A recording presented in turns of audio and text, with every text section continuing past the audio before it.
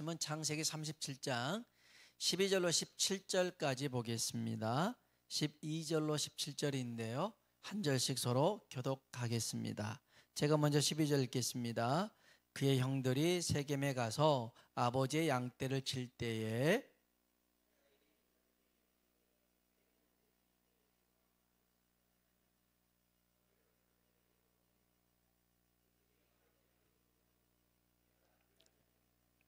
이스라엘이 그에게 이르되 가서 내 형들과 양떼가 다 잘 있는지를 보고 돌아와 내게 말하라 하고 그를 헤브론 골짜기에서 보내니 그가 세겜으로 가니라.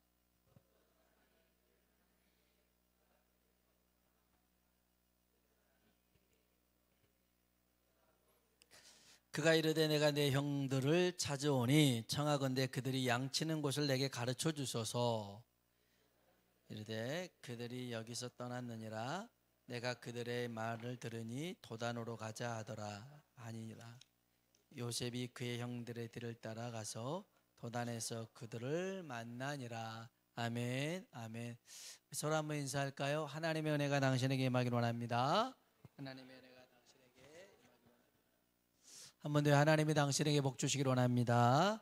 하나님이 당신에게 복 주시기를 원합니다. 아멘. 밤잠 설치신 분들이 많을 것 같아요. 많은 사람들이 나라를 위해서 염려와 걱정을 많이 하는데 이럴 때일수록 더욱 나라와 미래를 위해서 기도해야 될 줄로 믿습니다. 정쟁과 갈등이 봉합이 되고 또 국내외 정세가 안정이 되고 특별히 이 땅에서 전쟁이 다시금 발발하지 않도록 우리 기도해야 될 줄로 믿습니다. 우리나라가요 건강한 나라가 되도록 기도해야 됩니다. 건강한 나라는 한쪽으로 치우치지 않는 나라입니다. 균형이 잡혀야 돼요. 균형이. 그래서 제일 위험한 것은 끝으로 기울어지는 것입니다. 그래서 뭐 극좌, 극우, 뭐 보수, 진보, 좌파, 우파 하니 이건 있어야 되긴 되는데요. 근데 끝으로 가면 거기는 살 수가 없어요. 북극, 남극 그러면 거기는 사람이 살 수가 없잖아요. 그리고 너무 추우면 사람이 살 수도 없고 너무 더워도 사람이 살 수가 없어요.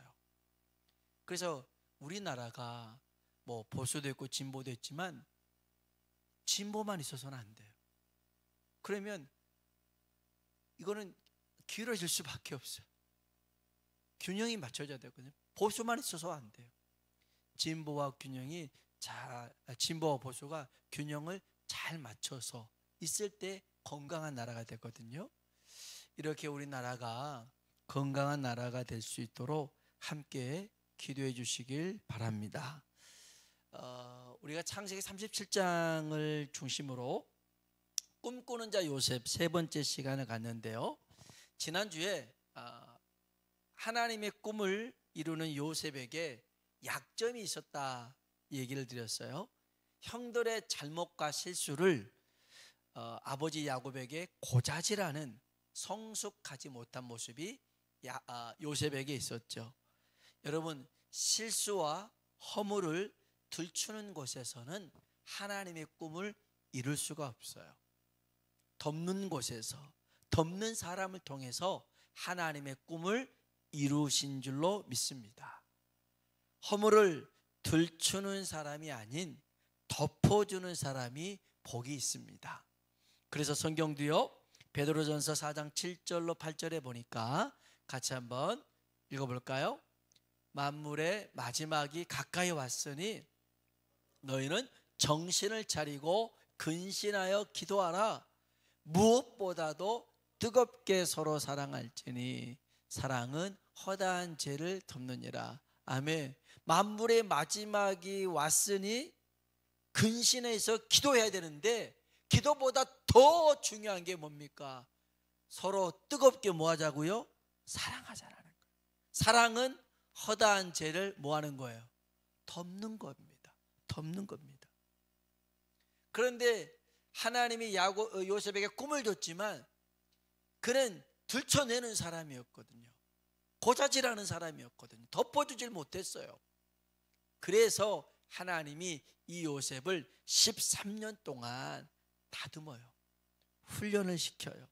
그래서 그를 실수하고 또 허물이 있는 사람들을 덮어주는 사람으로 만들어요. 창세기 50장에 보면 야곱이 죽습니다. 야곱이 죽으니까 10명의 형들이 불안한 겁니다.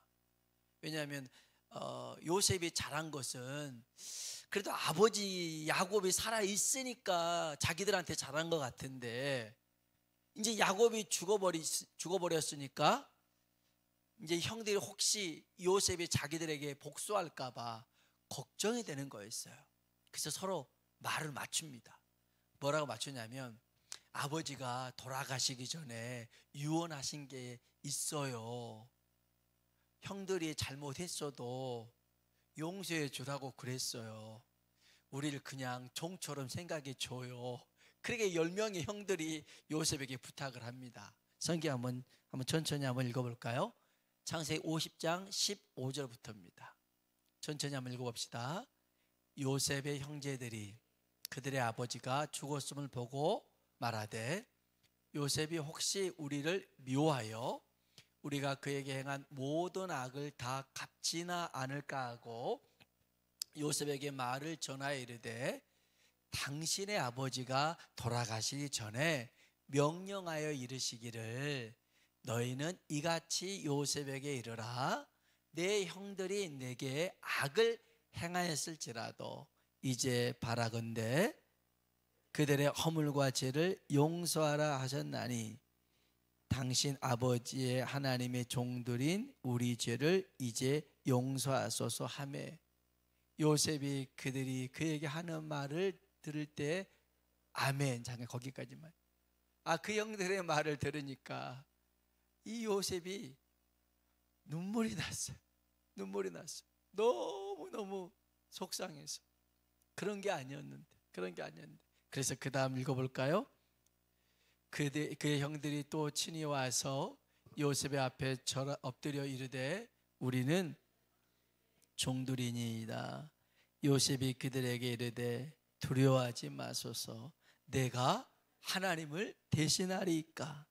당신들은 나를 해하려 하였으나 그것을 선으로 바꾸사 오늘과 같이 많은 백성의 생명을 구원하게 하시려 하셨나니, 당신들은 두려워하지 마소서. 내가 당신들과 당신들의 자녀를 가르치다 하고 그들을 간곡한 말로 위로하였더라. 아멘. 그들을 어떤 말로 위로했다고요? 간곡한 말로 위로합니다. 간곡한 말, 따뜻한 말로 위로한 거였어요. 가시돋친 말이 아니었어요.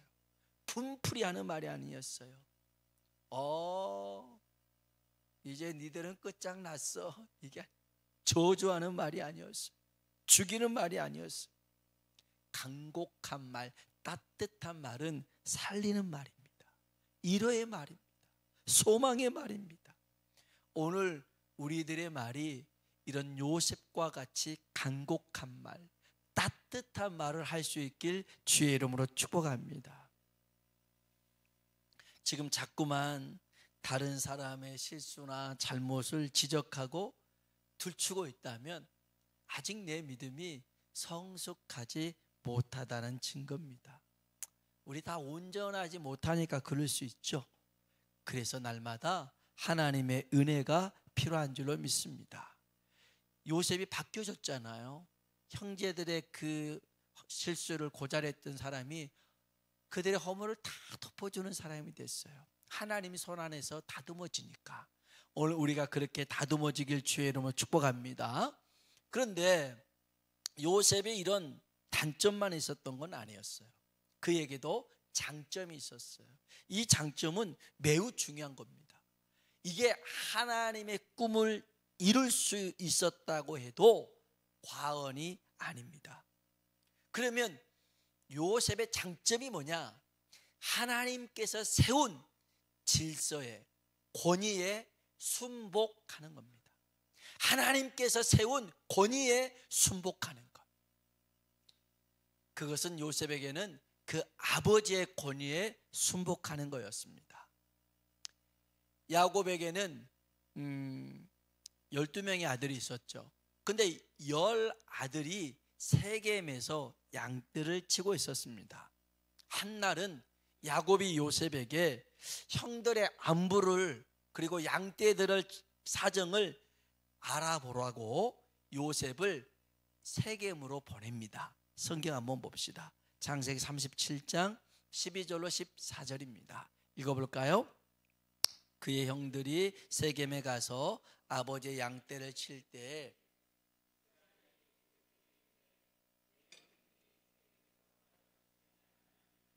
너를 그들에게로 보내리라. 요셉이 아버지에게 대답하되 내가 그리하겠나이다. 이스라엘이 그에게 이르되 가서 내 형들과 양떼가 다 잘 있는지를 보고 돌아와 내게 말하라 하고 그를 헤브론 골짜기에서 보내니 그가 세겜으로 가니라. 아멘. 네 형들한테 가라. 잘 있는지 보고 와라. 양떼도 잘 있는지 보고 와라 라고 요셉에게 시킵니다. 그러니까 요셉이 뭐라고 그래요? 한번 따라합시다. 내가 그리하겠나이다. 아멘. 요셉이 기분 좋아서요, 그곳에 가고 싶어서요, 예스 한 게 아니었습니다. 요셉과 형들의 관계는 안 좋았어요. 형들이 요셉을 싫어했습니다. 싫은 사람한테는 말이, 행동이 좋게 안 나가잖아요. 거칠게 나가잖아요. 막대할 수 있잖아요. 여기 한번 4절 한번 볼까요? 창세기 30장 4절 읽어봅시다. 그의 형들이 아버지가 형들보다 그를 더 사랑함을 보고 그를 미워하여 그에게, 아멘. 형들이 요셉에게 편안하게 말을 할 수가 없었어요. 아버지의 그런 사랑을 독차지하고 아버지가 또 편애하다 보니까 미웠어요. 미웠고 밉다 보니까 말이 좋은 말 나가겠습니까? 그냥 막 아버지 있을 때도 막 그렇지, 뭐 없을 때는 더 하겠죠. 배기 싫으니까. 저도 좀 회개했던 부분이 있는데요, 제가 군대에 있을 때 얘기면 오래전 얘기죠. 근데 이 친구를 아직도 제가 기억하고 있는 게 뭐냐면, 같은 행정반에서 이제 상황도 보고 그런 친구였는데, 이 친구는 이제 정보과였고 저는 인사를 담당한 친구였는데, 저보다 한 1년 후에 들어온 친구였어요. 저랑 이제 좀 많이 차이가 났는데, 매번 얘가 근무를 쓸 때마다 졸고, 그래서 중대장한테 지적당하고 다 전체 얼차려 받고 너무너무 엉터리였어요. 일병이었는데, 저는 이제 좀 병장 좀 됐는데, 그래가지고 너무 속상하니까 말을 해도 안 듣고 말을 안 하면 더 안 듣고 어떻게 할 수가 없잖아요. 그래서 좋은 말이 안 나가요. 그냥 막, 그래도 때리진 않았어요. 갈구기도 하고 막 그랬는데 안 변하더라고요. 너무너무 스트레스를 받았는데 어느 날 이 친구가 아팠어요. 근데 저는 이제 그때 이제 밖으로도 외출이 가능했던 거였는데, 정말 그래서 이제 저는 중대였는데 상급부대 대대 가서 이 친구를 막 깠죠. 내가 쫄다고 하나 있는데 막 너무너무 나를 힘들게 한다고 막 깠더니, 그 부대에 있던 친구가, 상급부대에 있던 그 친구가, 야, 그래도 그렇게 아플 때 조금 약이라도 챙겨주고 그러면 얼마나 좋냐. 그 말 들어보니까 또 제가 잘못한 것 같더라고요. 아픈 애를 너무 함부로 한 것 같아서 약을 처방을 받았어요. 약국에 가가지고 이게, 그래가지고는 약을 다 갖고 와서 이 친구 이름이 이제 박경민이었는데, 박일병, 이거 먹고 속히 낫길 바래. 내가 널 위해서 기도할게. 얼마나 좋겠어. 근무 쓰고 있는데 휙 던지고 먹어. 그렇게 가버렸어요. 근데 이게 나중에 생각해보니까 두고두고 그 친구한테 너무 미안한 거예요. 미안한 거예요. 그때 조금 더 아플 때, 힘들 때 조금 따뜻하게 해줬으면 얼마나 좋았을까라는 생각이 드는데, 여하튼 간에 요셉도요, 형들과의 관계가 안 좋았어요. 그런데 그 형들의 안부를 물어보려고 아버지가 시키잖아요. 그러면 싫어요, 안 갈래요 할 수 있는 겁니다. 그런데 그는 내가 그리 하겠나이다. 아버지 말에 순복합니다. 여러분, 하나님이 세우신 권위 아래 순종하는 사람을 하나님은 들어 사용하신 줄로 믿습니다. 꼭 기억하십시오. 하나님이 세운 권위 아래, 하나님 말씀 아래 순종하는 사람, 불순종하는데 어떻게 그를 사용하겠어요? 하나님이 세운 권위들이 있을 거 아닙니까? 가정에서는 부모가 하나님이 세운 권위입니다. 우리가 부모를 선택한 건 아니잖아요. 하나님이 그렇게 세워줬어요. 그리고 교회 안에서는 또 담임 목사를 또 세우기도 하고, 또 여러 안에서 하나님께서 세운 권위들이 있을 텐데, 하나님이 다윗을 보고요, 이는 내 마음에 합한 자다, 내 뜻을 다 이루리라 라고 말씀했어요. 내 마음에 맞는 자다. 근데 이 말씀을 언제 하셨냐면, 사무엘이 사울 왕을 대신해서 왕을 뽑으려고 이새의 집에 갔어요. 그래서 이새 보고 아들들을 부르라고 했는데 아들 7명만 부른 거였어요. 다윗은 안 불렀어요. 그런데 하나님의 7명이 다 아니라는 거예요. 다 아니라는 거예요. 그래서 물어봐요. 또 아들이 있냐? 막둥이가 있는데 저 들에서 양치고 있다라는 거예요.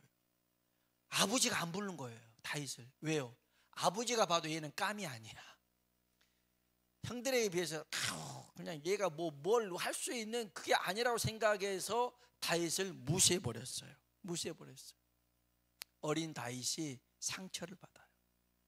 그래서 시편 22편에 보면 부모에게 사랑받지 못한 상처를 이렇게 고백을 해요. 시편 27편 10절 한번 봅시다. 27편 10절 읽어볼까요? 내 부모는 나를 버렸으나 여호와는 나를 영접하시리이다. 아멘. 내 부모가 나를 버렸다. 버림받은 느낌을 이 다윗이 받은 거예요. 그러니까 사무엘이 와도 저 같았으면 모든 아이들 다 불렀을 텐데 다윗만 안 부른 거예요. 어느 날 이 이새의 세 아들 엘리압하고 그 다음에 아비나답하고 삼마가 이제 전쟁터에 갔어요. 근데 아버지 이새가 다윗을 불러요. 네 형들이 전쟁터에 잘 있는지, 그리고 이 형들한테 먹을 것도 챙겨주고 갔다 오라는 거예요. 갔다 오라는 거예요. 이야, 여러분, 다윗 위로 형이 4명이 더 있어요. 근데 그 4명 형들한테는 안 시키고 제일 어린 막둥이한테 그 전쟁터로 보내는 거예요. 이런 아버지가 어디 있어요? 그런데 다윗이 어떻게 했냐면, 한번 성경 봅시다. 사무엘상 17장 17절로 19절이에요. 읽어봅시다. 이새가 그의 아들 다윗에게 이르되 지금 내 형들을 위하여 이 볶음곡식 한 에바와 이 떡 10덩이를 가지고 진영으로 속히 가서 내 형들에게 주고 이 치즈 10덩어리를 가져다가 그들의 천부장에게 주고 내 형들의 안부를 살피고 중표를 가져오라. 그때 사울과 그들과 이스라엘 모든 사람들은 엘라 골짜기에서 블레셋 사람들과 싸우는 중이더라. 아멘. 아니, 그 전쟁터로 이 꼬마 다윗을 보내면서 무거운 짐도 챙겨주면서 형들 잘 있는가 증표까지 갖고 오라. 이야, 이런 아버지가 어디 있어요? 아버지가 어디 있어요? 그렇게 사무엘에 왔을 때도 자기 챙기지도 않고 무시한 그 아버지인데, 그런데 다윗이 어떻게 하냐면 여기 사무엘상 17장 20절입니다. 읽어볼까요? 다윗이 아침에 일찍이 일어나서 양을 양치는 자에게 맡기고 이새가 명령한 대로 가지고 가서 진영에 이른즉 마침 군대가 전장에 나와서 싸우려고 고함치며. 아멘. 이새가 명령한 대로, 아버지가 명령한 대로 가지고 갑니다. 어린 다윗이 그렇게 순종해서 가는 겁니다. 여러분, 하나님은요, 하나님의 말씀에, 하나님이 세운 권위에 순복하는 자를 통하여 역사하신 줄로 믿습니다. 마음에 안 든다고, 속상하다고, 왜 맨날 나만 시킨다고 그러지 않았어요. 요셉도 그냥 내가 그리하겠나이다. 다윗도 그냥 그 아버지의 명령대로 간 거예요. 한번 따라합시다. 내가 그리하겠나이다. 아멘. 요셉이 그렇게 말하고요, 헤브론 골짜기에서 세겜까지 갑니다. 거리가 80km입니다. 여기서부터 인천공항까지입니다. 여기서부터 천안역까지입니다. 거기를 17살 먹은 아이가, 지금이야 뭐 차 타고 가면 금방이지만 얼마나 그 산길을, 들길을 걸어서 가야겠습니까? 그 길을 그렇게 갑니다. 갔는데 형들이 안 보입니다. 형들의 양떼가 안 보입니다. 자, 분명 세겜에서 양친다고 했는데 갔는데 없어요. 그럼 어떻게 해야겠어요? 그냥 와야죠. 아니, 오면 어떻게 합니까? 그런데 형들이 어디로 갔는지 사람들한테 물어봐요. 도단으로 갔대요. 도단으로. 세겜에서 20km 더 가야 됩니다. 100km입니다. 그럼 또 와야 돼. 이 거리를 요셉이 가더라는 거예요. 왜 요셉은 이렇게까지 했을까요? 중요한 한 가지가 더 있어요. 하나님의 권위에 순복하는 거요. 그리고 또 하나는 맡은 일에 책임을 다하는 겁니다. 왜냐하면 야곱이 그랬거든요. 네 형들이 잘 있는지, 그리고 양떼가 잘 있는지 보고 돌아와서 꼭 말해라 라고 시켰거든요. 성경 한번 봅시다. 창세기 37장 14절입니다. 읽어봅시다. 이스라엘이 그에게 이르되 가서 내 형들과 양떼가 다 잘 있는지를 보고 돌아와 내게 말하라 하고 그를 헤브론 골짜기에서 보내니 그가 세겜으로 가니라. 아멘. 딴 데로 가면 안 돼. 너 갔다 바로 와야 돼. 이런 거죠. 이 이새도 다윗에게 그 전쟁터로 보내면서 형들이 잘 있는지 증표를 갖고 와라 시켜요. 우리 사무엘상 17장 18절 마지막으로 한번 봅시다. 읽어볼까요?